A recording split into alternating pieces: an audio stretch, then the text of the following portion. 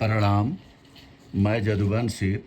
हमारी राष्ट्र चेतना को क्या हुआ? प्रधानमंत्री नरेंद्र मोदी अगर पेट्रोल डीजल बचाने के साथ सोना और अन्य आयातित वस्तुओं की खरीद से दूर रहने की अपील कर रहे हैं तो इतना हंगामा क्यों है? वह भी तब जब प्रधानमंत्री सहित तमाम अन्य विशिष्ट व्यक्तियों ने अपने सुरक्षा दस्ते और अन्य खर्चों में कटौती कर दी है। मगर यहाँ पूर्व प्रधानमंत्रियों का भी हमारा कुछ सुझाव बातें हैं, उनको भी रखना है। आज़ादी को कभी हल्के में नहीं लिया जा सकता। इसके लिए सतत जागरूकता, शक्ति और संयम की आवश्यकता होती है। आप चाहे किसी भी धर्म, दल या समूह से हों, मैं आप सबको यह महान संघर्ष में भागीदारी के लिए आमंत्रित करता हूं जो हम पर थोपा गया है। मुझे अपनी जनता पर, अपने इस उद्देश्य पर, अपने देश के भविष्य पर पूरा भरोसा है। जवाहरलाल नेहरू का यह भाषण 22 अक्टूबर 1962 को आकाशवाणी से प्रसारित हुआ था। उस समय भारत चीन के आक्रमण से आक्रांता था और उत्तरी सीमा पर जूझ रही हमारी सेना को तमाम कठिनाइयों का सामना करना पड़ रहा था। संयम और राष्ट्रीय संपदा में जन योगदान के इस आह्वान को जबरदस्त जन समर्थन हासिल हुआ था। मसलन उन दिनों तमिलनाडु में चल रहा अलगाववादी आंदोलन थम गया था। राजस्थान के गांव के सभी परिवारों ने अपने बेटों को फौज में भेजने का संकल्प लिया था। हड़तालें और आंदोलन अस्थिर कर दिए गए थे। समूचे देश की महिलाएं गुल्लकों, कनस्तरों और संदूकों की तहों में बचा कर रखे गए अपने पैसे से ऊन खरीद रही थी ताकि वे सैनिकों के लिए स्वेटर बुन सके। मेरी माँ भी उनमें से एक थी। वह अपने दो अबोध बच्चों को गोद में लिए दिन रात स्वेटर बुनती रहती थी। तमाम गृहिणियों ने अपने मंगलसूत्र सरकारी कोष में जमा कर दिए थे ताकि फौज के लिए साजो सामान खरीदा जा सके। दानदाताओं में पंडित नेहरू की एकमात्र संतान इंदिरा गांधी भी थी। उन्होंने अपने सभी जेवर, जिनका कुल भार 367 ग्राम था, युद्ध कोष में जमा कर दिए थे। कश्मीर से कन्याकुमारी तक ऐसी लाखों महिलाएं थी। वो कितने दिन अलग थे।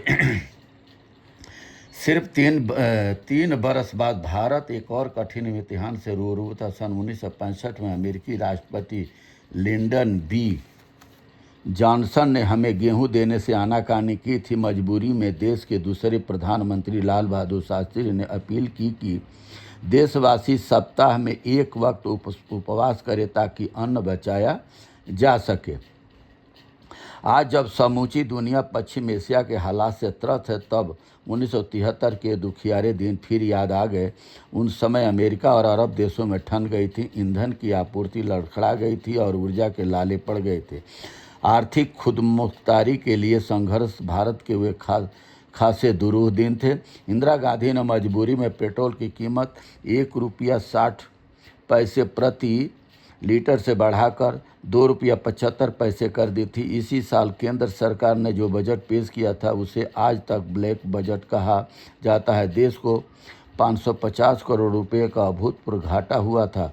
पाकिस्तान से जूझ, बांग्लादेश से आए शरणार्थी, 1972-73 के सूखे और रक्षा बजट में बेतहाशा बढ़ोतरी ने सरकार के साथ आम आदमी की कमर तोड़ दी थी।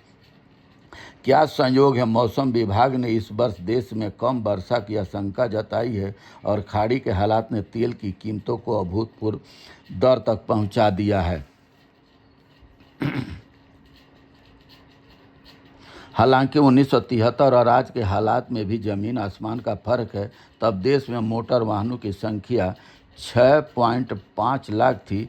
आज इनका आंकड़ा 40 करोड़ पहुंच रहा है। तब मात्र 4055 किलोमीटर रेल मार्ग का विद्युतीकरण हो सका था और 80% ट्रेनें कोयले के इंजन से चलती थीं।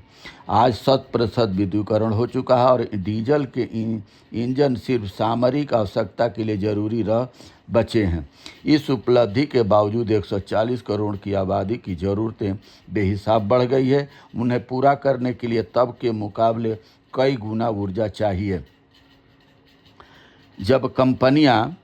जब कंपनियां मुनाफा कमा रही थी, नतीजन मेट्रो के पदार्थ आयात कंपनियों का घाटा 1000 करोड़ रुपये के रोजाना स्तर को पार कर गया। इसके बावजूद सरकार ने गुजरे गुरुवार तक पेट्रोल डीजल की कीमतों की थामे रखा। भारत इन चंद देशों में जो 80 करोड़ लोगों को मुफ्त अनाज के साथ साथ यहाँ महंगी सुविधाएं मुहैया करा रहा है, वह भी तब जब दुनिया की ध्वस्त होती व्यापार व्यवस्था के कारण डॉलर और यूरो के मुकाबले रुपया गिरावट के नए कीर्तिमान दर्ज कर रहा। हो सकता है कि कल पेट्रोल पदार्थ की कीमतों में और बढ़ोतरी करनी पड़े। ऐसे में प्रधानमंत्री नरेंद्र मोदी अगर पेट्रोल डीजल बचाने के साथ सोना और अन्य आयातित वस्तुओं की खरीद से दूर रहने की अपील कर रहे हैं, तो इतना हंगामा क्यों है? वो अभी तब जब प्रधानमंत्री सहित तमाम अन्य विशिष्ट व्यक्तियों ने अपने सुरक्षा दस्ते और अन्य खर्चों में कटौती कर दी है।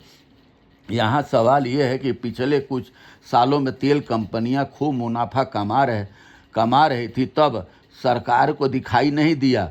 अब घाटा हो रहा है तो जनता भुगते, ये सरकार की नीति है। और जब लड़ाई छिड़ रही थी, जब हमें कर्जा काट करके ही घी खाना है, तो फिर हमें तेल का, जब अपने देश में तेल पैदा नहीं होता, बाहर की कंपनियों से ही देशों से तेल लेना पड़ता है, तो सोच समझ करके ही गाड़ियों को खरीदने के लिए छूट मिलनी चाहिए। एक एक घर में एक एक परिवार के पास कितनी गाड़ियां हैं, इसके पास कोई रिकॉर्ड है, कोई रिकॉर्ड नहीं है। और सरकार बैंक से भी लोन उनको फ्री लोन की सुविधा है कि जितनी गाड़ियां खरीदना है खरीदे। माने गाड़ियों की भरमार है और उधार का तेल की कीमतें आसमान छूती चली जा रही हैं।